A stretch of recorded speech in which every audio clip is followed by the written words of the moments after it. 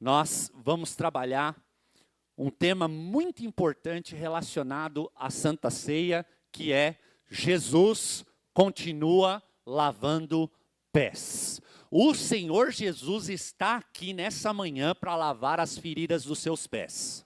Ele está aqui nesse lugar para curar as suas feridas.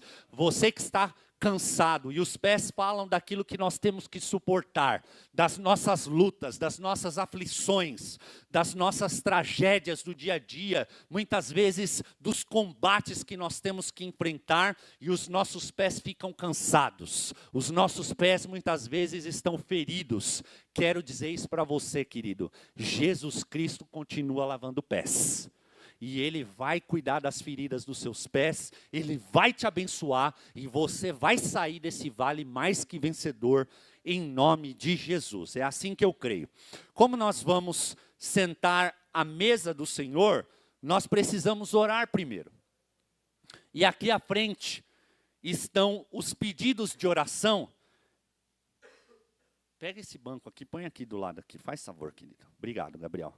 Esses são os pedidos de oração que vocês escreveram no final do ano, vocês lembram deles? Aqui estão contidos os sonhos de muitos de vocês. Aqui estão os pedidos de oração, de luta, de angústias, de enfermidades, de crise financeiras, de sonhos e projetos que vocês têm para o ano de 2024. Então nós queremos orar. Vamos orar? Vamos iniciar orando? Estenda as suas mãos aqui à frente, no nome de Jesus. Pastor Eládia vai orar, consagrando, abençoando em nome de Jesus.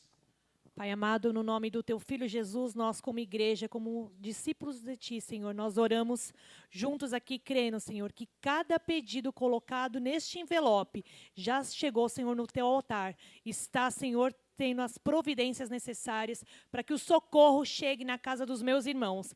Pai, no nome de Jesus, nós não confiamos em homens, nós não confiamos somente em médicos, nós confiamos no Rei dos Reis, Senhor dos Senhores, que está, Senhor, na frente de todas essas causas. Nós consagramos a Ti, Senhor, todo o cuidado, Senhor, de vidas, de famílias, Pai, do que eles precisam, Senhor, da parte financeira, Senhor, de toda a instrução e direção. Seja sobre eles, Pai, este socorro. No nome de Jesus, Pai, responde a cada pedido de oração, para a honra e glória do Seu nome. Amém. Terça-feira nós vamos levar um monte, esses envelopes, para nós orarmos e consagrarmos para a honra e glória do Senhor. Quando nós falamos de lavar os pés, quando nós falamos de sentarmos à mesa do Senhor, não existe nenhum texto tão poderoso quanto o texto de João, capítulo 13, que nós vamos fazer a leitura do verso 1 em diante. Então, você está com a sua Bíblia aí, João, capítulo 13, do verso 1 em diante, escreve assim o evangelista. Um pouco antes da festa da Páscoa, sabendo Jesus que havia chegado o tempo em que deixaria este mundo e iria para o Pai, tendo amado os seus que estavam no mundo, amou-os até o fim. Estava sendo servido o jantar e o diabo já havia induzido Judas Iscariotes, filho de Simão, a trair Jesus. Jesus sabia que o Pai havia colocado todas as coisas debaixo do seu poder e que viera de Deus e estava voltando para Deus. Assim, levantou-se da mesa, tirou sua capa e colocou uma toalha em volta da cintura. Depois disso, derramou água numa bacia e começou a lavar os pés dos seus discípulos, enxugando-os com a toalha que estava em sua cintura. Chegou-se a ele Simão Pedro, que lhe disse: Senhor, vai-me lavar os pés? Respondeu Jesus: você não compreende agora o que estou fazendo a você, mais tarde, porém, entenderá. Diz Pedro: não, Senhor, nunca lavará os meus pés. Então Jesus respondeu: se eu não lavar os pés, você não terá parte comigo, Pedro. Então ele responde: Senhor, não apenas os pés, mas também as minhas mãos e a minha cabeça. Respondendo Jesus, verso 10, quem já se banhou precisa apenas lavar os pés. Todo o seu corpo está limpo. Vocês estão limpos, mas nem todos, pois ele sabia quem iria traí-lo. Por isso disse que nem todos estavam limpos. Verso 12. Quando terminou de lavar os pés, Jesus tornou a vestir sua capa e voltou ao seu lugar. Então lhes perguntou: vocês entendem o que fiz a vocês? Vocês me chamam de mestre e senhor, e com razão, pois eu o sou. Pois bem, se eu, sendo senhor e mestre de vocês, lavei os seus pés, vocês também devem lavar os pés uns dos outros. Eu dei o exemplo para que vocês façam como lhes fiz. Amém? Existem vários registros, queridos, na Bíblia, onde Jesus está tentando ensinar uma lição importante para os seus discípulos, em particular para os seus discípulos. Uma dessas vezes está nesse livro de João, em que Jesus apresenta o lava-pés aos seus discípulos, o que era tipicamente feito pelos servos da época. Então, todo senhor, todos aqueles que tinham, como nós muitas vezes temos pessoas que nos auxiliam na nossa casa, claro, em outras funções, né? Passando uma roupa lá para você, ou fazendo uma faxina lá no seu lar. Esses são profissionais maravilhosos e abençoados que o Senhor coloca na nossa vida. Mas lá naquela época, eles tinham pessoas específicas na casa que lavavam os pés dos convidados. E você pode pensar, nossa, que coisa estranha, né? Em inglês a gente fala weird. Que coisa estranha, que coisa torta. Porque hoje o tempo é diferente. Nós nos locomovemos de carro, de Uber, de condução. Todas as nossas ruas são asfaltadas. A gente põe lá a naiqueira no pé, coloca lá um Mizuno, né? Um tênis para a gente caminhar, andar. Mas Jesus não tinha nada disso, e as pessoas da época também não. Então eles caminhavam de uma cidade a outra, e as ruas eram de terra batida. Então o que acontecia? Os pés eram machucados. Havia muitas sujeiras nos pés. Haviam muitas vezes um desgastes nas suas sandálias. Então quando eles chegavam até a casa, havia ali uma pessoa responsável que vinha com uma bacia de água para lavar os pés, para cuidar dos pés dos hóspedes, dos convidados. Então, Jesus, ele fez aquilo com um propósito de ensinar os seus discípulos a respeito de um novo modo de vida que ele introduziria através da sua morte e ressurreição. E Jesus deu um nome para isso. Chama-se igreja. Jesus e os discípulos estavam celebrando ali a Páscoa. E no verso 1 Jesus diz: eu sei que é chegada a minha hora, a hora de deixar esse mundo, para eu voltar para o Pai. Jesus sabia que não tinha muito tempo com seus discípulos, então ele faz algo extremamente chocante para marcá-los, para ensiná-los, para deixar na memória afetiva deles o que eles haveriam de fazer. Então no verso 4 e 5 ele toma a toalha, ele deita água na bacia e ele começa a lavar os pés dos discípulos e enxugar com a toalha. Pedro então, que naquele tempo não conseguia entender. Quantas vezes nós não conseguimos entender as coisas de Deus? É assim com você também? Quantas vezes acontecem coisas nas nossas vidas, caminhos, lutas, tribulações, ou questões espirituais de nos abençoar que nós não entendemos?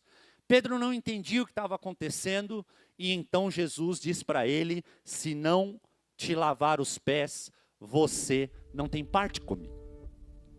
A razão pela qual Jesus está fazendo este ato de serviço para aqueles discípulos é para que eles possam tratar uns aos outros da mesma maneira. É uma nova forma de se relacionar entre os discípulos. Não era mais uma competição, não era mais sobre aquele que era o maior, não era mais sobre aquele que era o mais inteligente, mais cheio de dons, aquele que ia liderar a equipe quando Jesus se ausentasse para os céus. Não, a ideia agora era lavar os pés. servir uns aos outros. Todos os que chamam Jesus de Senhor se tornariam como servos para o benefício dos outros. Jesus diz no versículo 14: se eu sou o Senhor e Mestre e lavei os pés de vocês, façam a mesma coisa que eu fiz. Isso é igreja, querido. Isso é cristianismo. Isso é o verdadeiro evangelho. Eu quero extrair com vocês, antes de nós sentarmos à mesa do Senhor, 4 lições preciosas desse ensinamento maravilhoso que Jesus nos ensina. Jesus veio para servir e não para ser servido. É um erro pensar que nós viemos a este mundo apenas para o nosso benefício. Eu preciso cuidar das minhas coisas, da minha casa, do meu lar, da minha família, dos meus filhos, dos meus interesses, do meu sucesso, dos meus negócios. Isso aí qualquer ímpio faz. Esse é o pensamento que opera nesse mundo caído. É cada um por si. É eu cuidando da minha vida e você cuidando da sua. Muitas vezes nós pensamos que líderes de ministérios, de igrejas, são pessoas que estão aqui para serem servidas devido à sua posição e status. Jesus era Deus em carne e não esperava um tratamento especial. Por que muitas vezes nós esperamos? Em vez disso, ele veio para nos mostrar um caminho diferente e ele dá o exemplo. Eu gostaria aqui de dizer que isso é muito fácil. Eu gostaria aqui de dizer que essa é uma mensagem que todos estão ouvindo agora nos domingos de ceia, nas igrejas aí fora. Essa é uma mensagem básica, fundamental, mas não é isso. O evangelho se tornou um balcão de troca. O evangelho se tornou o que você tem para me dar. Que sermão novo você tem para fazer? Qual é a novidade do momento? Que caminho das pedras eu devo agora seguir? Que doutrina de homens agora eu preciso colocar em prática? Que passe eu preciso receber? Que sal grosso eu preciso jogar na rua para que minha vida mude? Para que eu seja aceito por Deus. As pessoas que estão em posição de liderança normalmente esperam ser servidas, ser honradas, ser estimadas, serem tidas em alta consideração. É por isso que muitas vezes quando alguém fala algo atravessado para você, quando alguém pisa no teu pé, quando alguém faz o que você não gosta, é por isso que a sua reação é tão forte e desproporcional. Talvez porque a gente ainda não entendeu que servo é aquele que age como servo. E Jesus veio para ser servo. Por que eu vou querer ser algo diferente disso? Se conhecemos Jesus e temos um relacionamento com Ele, devemos tomar o lugar de um servo. Isso não significa que os outros sejam mais importantes do que nós, mas devemos ser como nosso Salvador, que mesmo sendo Deus, não considerou este fato como algo que deveria se apegar. Antes ele esvaziou-se a si mesmo e ele se encarnou em forma de homem, num lugar pobre, cheio de gente pobre, cheio de gente maltratada, ferida, escravizada, sem intelecto. E foi dessas pessoas que Jesus quis lavar os pés. Não, agora eu preciso estar no culto dos empresários bem-sucedidos e bilionários da igreja de Jesus, porque eu preciso andar agora com as águias. É mesmo? Rapaz, eu não vi Jesus querendo andar com águia não. Eu vi Jesus querendo andar com gente pobre, humilde, necessitada e pescador. Ah, Dodô, então você está falando que eu não posso andar com esse tipo de gente? Não, com esse tipo de gente Jesus foi mostrar o seu poder, a sua glória, o verdadeiro evangelho, o poder de Deus, aquilo que não se ganha por dinheiro nenhum e nem por homens nenhum. Quando ele chega lá na casa de Zaqueu, que ele senta à mesa com Zaqueu e começa a falar, Zaqueu imediatamente entendendo aquelas palavras, ele fala: Senhor, vou dar aquilo que eu devo para os pobres e vou restituir todos aqueles a quem eu roubei. Jesus lá em João 3 sai de uma conversa com Nicodemos às escondidas, porque Nicodemos era um mestre da lei e ele não queria ser visto por ninguém, mas a partir daquela conversa Nicodemos torna-se um discípulo secreto de Jesus. Secreto porque ele podia abençoar o ministério de Jesus, ele podia bancar, ele podia dar o dinheiro, ele podia defender Jesus no sinédrio para que o tempo que Jesus tinha que estar aqui na terra se cumprisse. Foi isso que ele fez.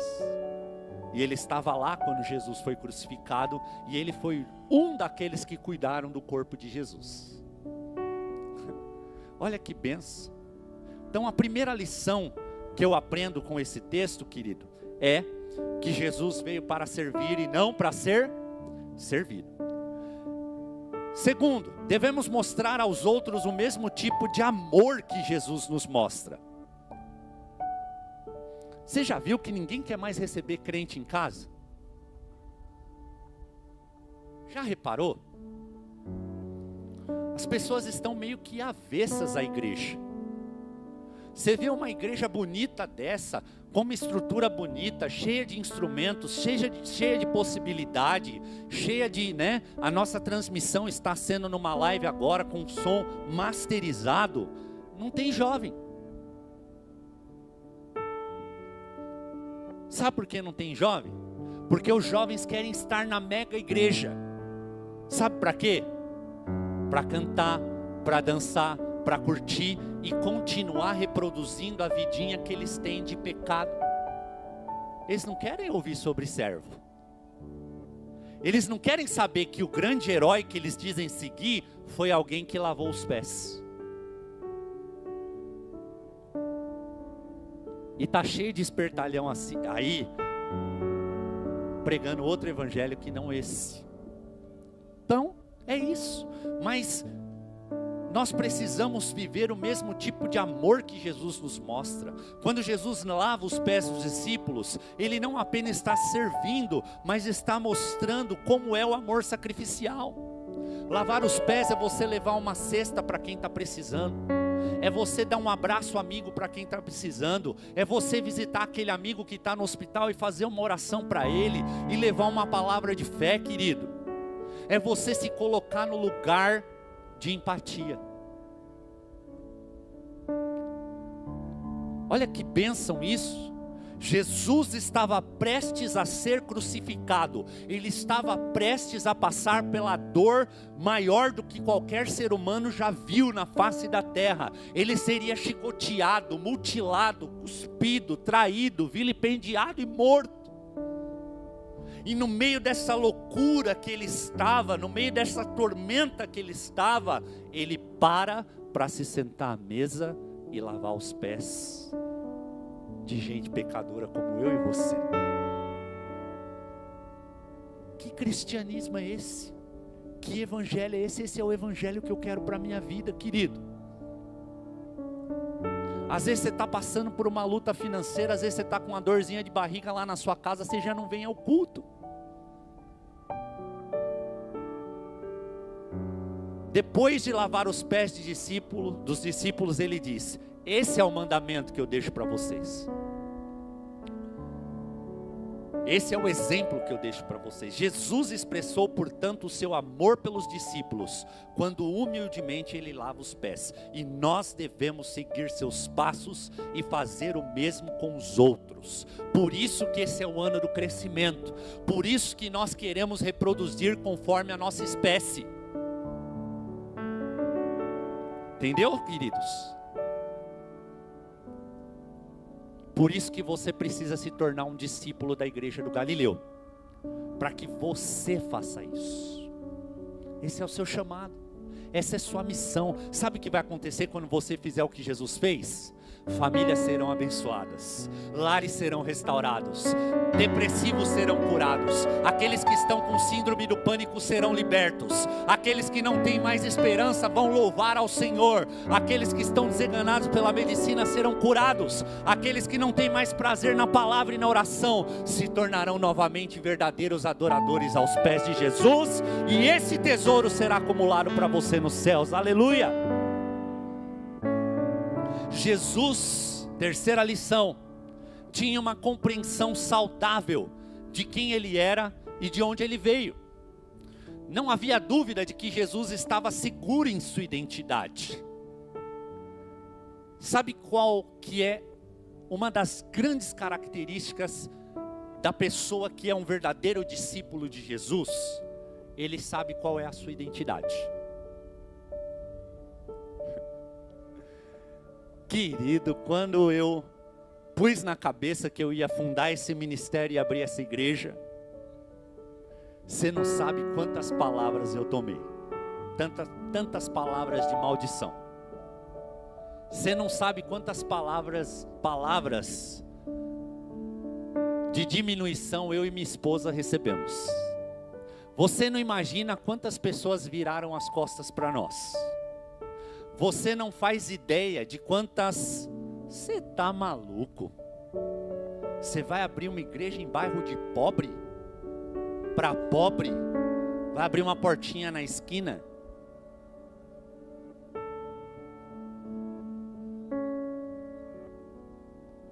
Querido, mas o Senhor tinha um chamado para a minha vida, assim como Ele tem para a sua vida. E eu sabia qual era a minha identidade, qual era o meu chamado. Eu sei e tenho convicção daquilo que o Senhor espera de mim.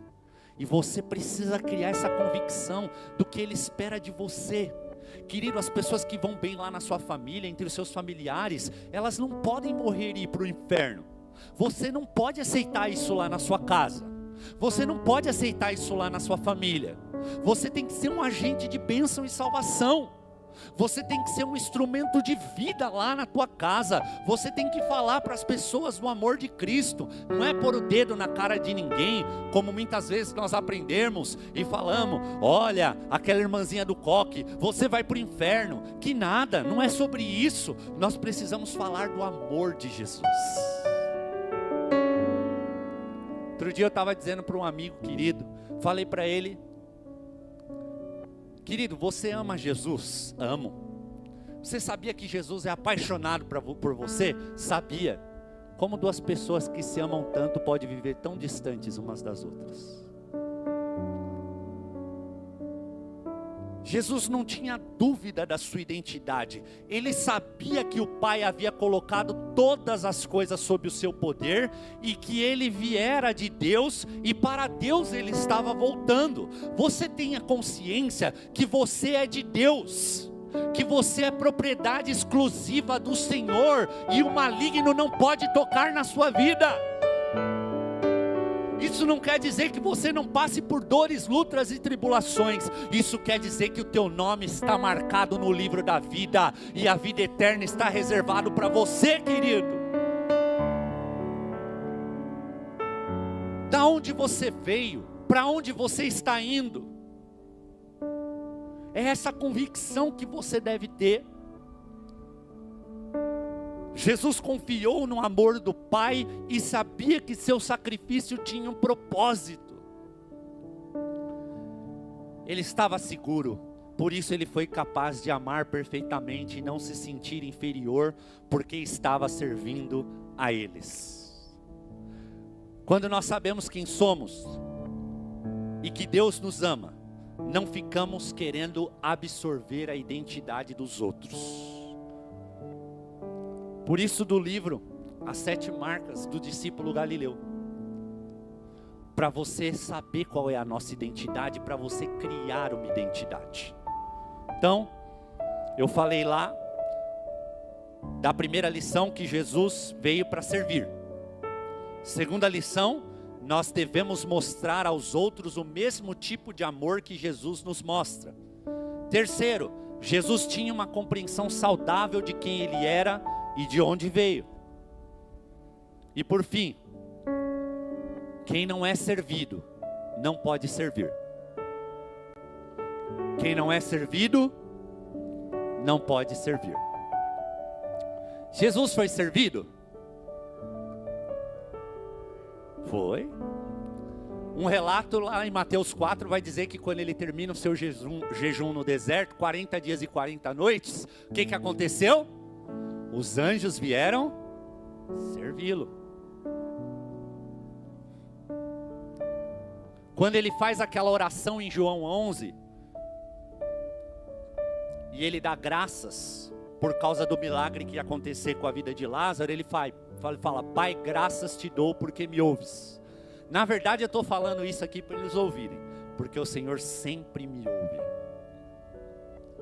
Jesus foi servido e serviu. Às vezes pode ser difícil deixar os outros nos servirem.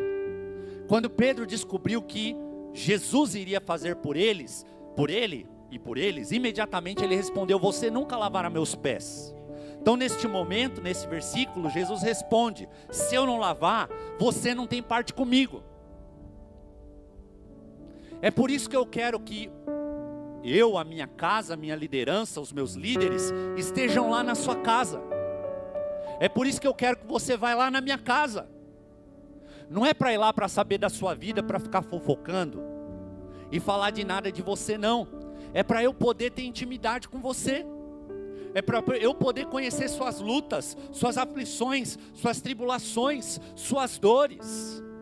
É para que eu possa orar por você, te ensinar, mostrar, trazer a sabedoria. Como é que você fica pegando sabedoria de gente de internet que nem sabe quem é você na capinha do quisuco? Como é que toda hora você fica pegando sabedoria de internet de gente que nem sabe que você existe? Muitos pagando para pegar essa sabedoria. Sabe por que os discípulos receberam sabedoria e poder de Jesus? Porque eles tinham parte com Ele. Sabe por que as pessoas não querem nos receber muitas vezes nas casas? Elas não querem receber a genuína sabedoria, porque elas não querem ter parte conosco. É relacionamento, querido. Essas mega igrejas de um pastor lá no alto, muitas vezes com a vida promíscua e pregando um sermão alucinante, cheio de novas verdades. Eu tenho dom e poder para fazer isso aqui tranquilamente. Vou fazer algumas perguntas para você que você não sabe. Você sabia que existem 2 êxodos na Bíblia? Sim ou não? Fala a verdade, sim ou não? Primeira coisa que você não sabe. Você sabia que o livro do Apocalipse é a reprodução perfeita do livro do Êxodo?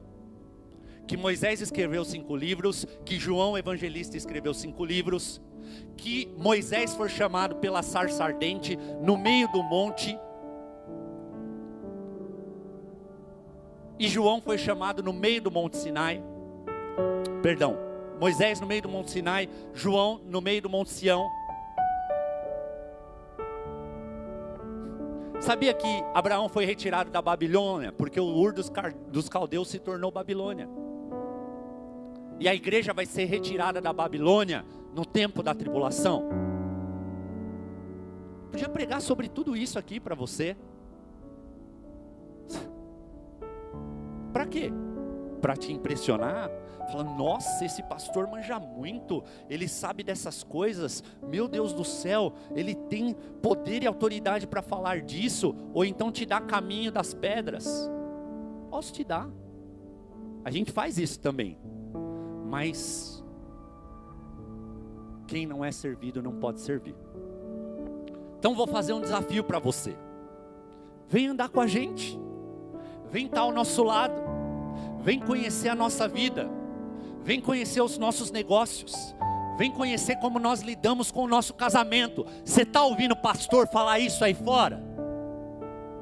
Que não tem moral para falar. Essa semana, um casal de amigos meus queridos vieram contar a história de um pastor. Igreja linda, abençoada, uma mulher maravilhosa, uma filha linda. 16 anos traindo a esposa, com uma pessoa que eles tinham ajudado no momento de dificuldade, que havia se separado do marido. 16 anos, e lá no púlpito pregando sermões, e a igreja bombada. Sabe por quê? Que as pessoas não querem estar perto, não quer saber. E eu estou convidando você, vem conhecer a minha vida, vem saber como eu faço, vem saber como meus amigos fazem. Você vai ver gente muito limitada, mas temente a Deus, temente a palavra de Deus, comprometida com lavar os pés e servir você e a sua família. E eu tenho certeza que você vai ser muito abençoado, em nome de Jesus. Vamos ficar de pé?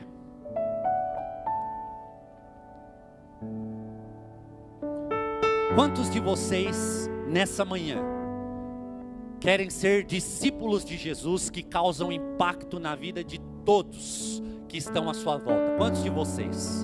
Eu também quero. Eu estou aqui para isso. Eu estou aqui para isso. Feche seus olhos, curve a sua fronte. Nós vamos orar agora, mas essa oração é tua. Esta oração é tua. Jesus veio nos ensinar o serviço, o amor ao próximo, o lavar os pés, a comunhão dos santos, a vida no corpo, a vida na igreja. Que loucura é essa dos desigrejados que não querem mais fazer parte do corpo? Senhor, nós queremos nos tornar teus discípulos diariamente. O Senhor não morreu para fazer membros de igreja. O Senhor não morreu por likes de YouTube.